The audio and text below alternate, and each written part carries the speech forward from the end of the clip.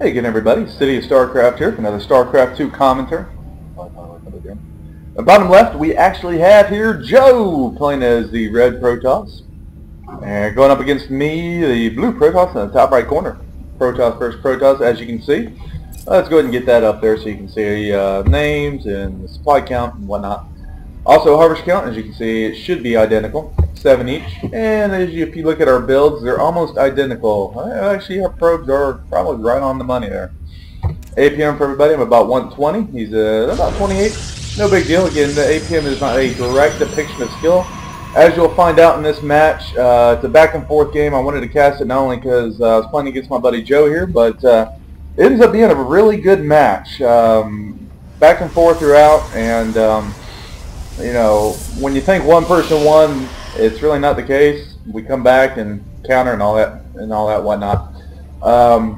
What we're talking about right here is our next round of tournaments, and the tournament that me and him are in. It's tomorrow on Thursday, and I was just asking him what map he was on because he's wanting to get a little practice in, perfect some builds, play, keep practicing up so that he's at least as prepared as possible for Thursday, so he can possibly win the round. He did end up winning his second round, so I'm not going to tell you his overall score because the first round again he was against me. Maybe it's a 1-1 or maybe it's a 2-0. I myself did win my second round against a very good Protoss player. Do not remember his name. Schizoid is his name.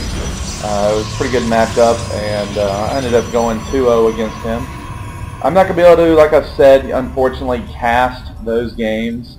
They are designed for, of course, the sponsors and, you know, Asus and NVIDIA. So I'm not going to, if people ask if I'm going to cast them, I'm not going to, just because Day9 and Husky are casting the majority of the matches in that tournament.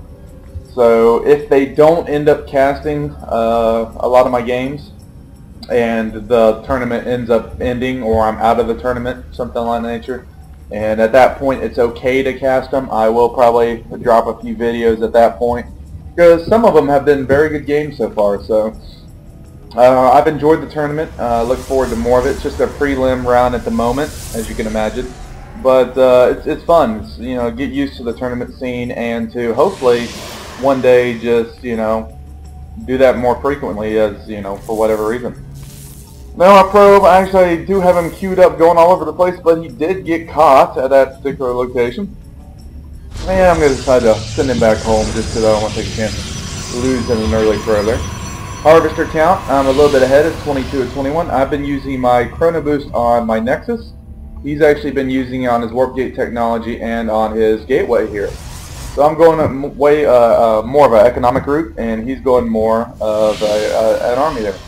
Now, I did see, of course, that he was Chrono Boosting out of the Gateway when I was there. So my last charge of Chrono Boost that I had, I did decide to use it on this Gateway to just pump out one more unit in case he decides to do any type of early rush. Dropping the second gate down so I can get a little bit more of an army. He's ended up dropping 2 more gates down, so he's going to have 3 gates to my 1 or my 2. But I end up deciding to go with an early Robo-Tech, just so I can pump out a couple of Immortals and hopefully end up counter a lot of the Stalkers. Look at the supply discrepancy. I'm at 36 to his 29.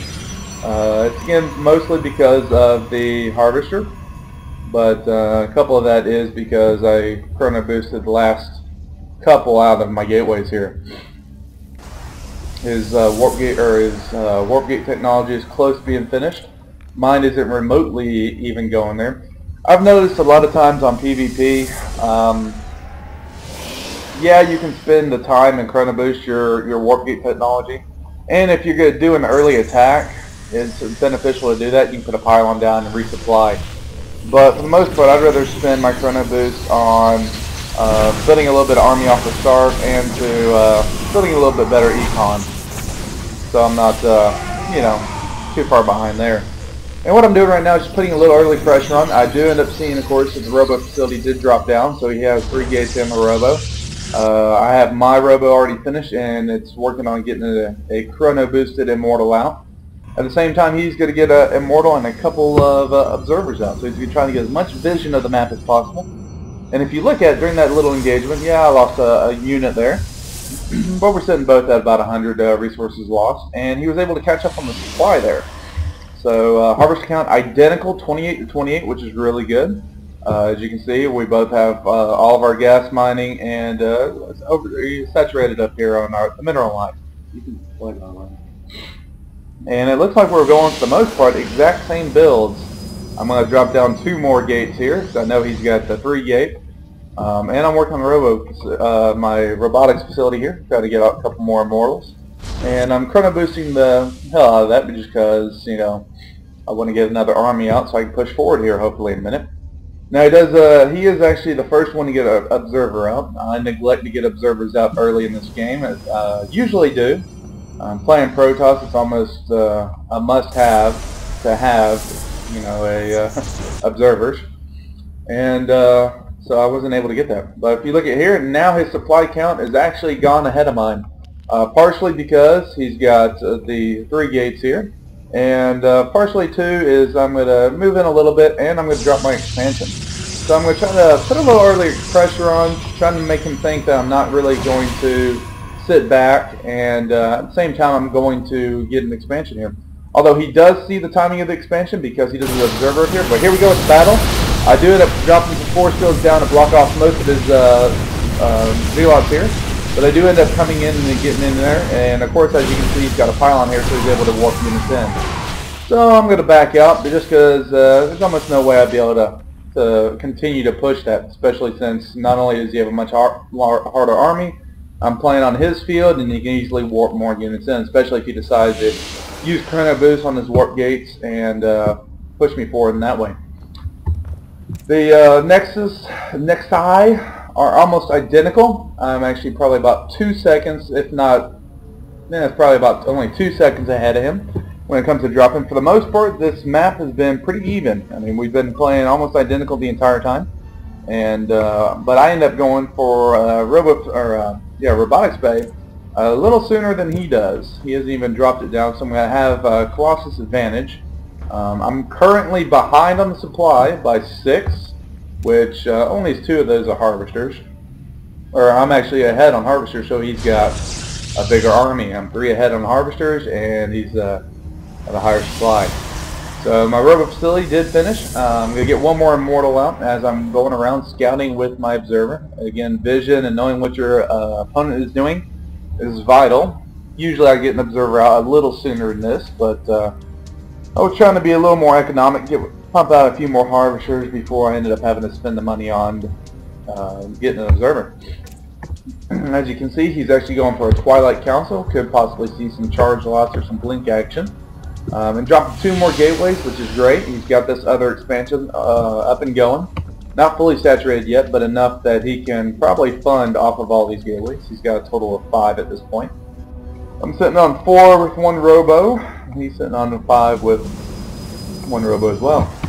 But as you can see, he has not dropped a robotics facility yet, so he's not going to be able to, or robotics bay, excuse me. So he's not going to be able to get the Colossus out. And now if you look at the army supply has gone up a little bit on my side. There's a little back and forth there. Harvester count, he's actually now ahead, 44-42. I've cut harvesters a little bit here, just so I can work a little bit more on my army.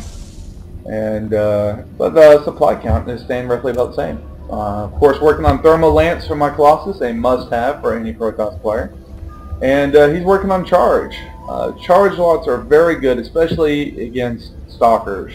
If you're able to close the gap on the Stalkers with the Charge lot, they can just do an insane amount of damage to them. So it's really up to the person who doesn't have Charge to force field, hopefully block some of the units so that you can separate them and destroy them in that regard. Now, I do see this observer up here. I saw it a couple of times. Should have killed it, but didn't really get around to doing it. For the most part, I was actually just leaving the observer here so I can see what was going on. Now, I do, of course, see the robotics facility right here, and what I'm going to try to do is move down here so that I can destroy the robo facility here in a little bit, and maybe push him back a little bit on the Colossus tech. But at the moment, we're just sitting back for the most part, droning up. He's now way ahead on the harvesters, 54 to 47. But I'm higher in the army, so I actually have a bigger army, but he's got more harvesters, so he's be able to build more stuff faster and resupply things faster. Do decide, of course, to get my double forges, but you see, he's already done the same thing. Forge up here, but he's got the upgrades going a little bit quicker than even mine are. So it's up to, I'm going to be a little bit behind in that regard, but for the most part, our builds are almost identical. And he's actually going, even though his army, and well, you see it right now, his army's back on top. And he's also getting, of course, Thermal Lance, and he's getting Blink. But for the most part, just sitting back here. Army size is almost about even, 132 to 130. I do end up dropping a pylon here just in case if he decides to go in the back door, I know where his army's at. But I do decide to finally move out here. Of course, he can see exactly where I'm at and what I'm doing. And of course, he's an observer over here. That's a good thing about having as many observers as he does, is that he's got vision of a lot of the map. Of course, I do see this little blip thing move over, so I'm bringing my observer over here to try to kill it. But unfortunately, I didn't get there in time because I saw his army coming in. Now, the charge lots are up front, of course, and as you can see, they're just tearing through my stalkers because he's got more charge lots than anything else. And he's got a decent concave with all the things that he can shoot with. I have a plots advantage. For the most part, I have a, his army is much stronger than mine is. So I'm going to be forced to back out. There's almost no way I can continue that. Even though he doesn't have Thermal Lance yet, he's still able to do a decent amount of damage because of the positioning he had with all his units. What that battle boiled down to is the fact that he had so many charge lots, he was able to surround all my units, so I couldn't get a concave on him, and preventing me to do that, and making it so that he can get in and do some damage, upfront damage, really quickly.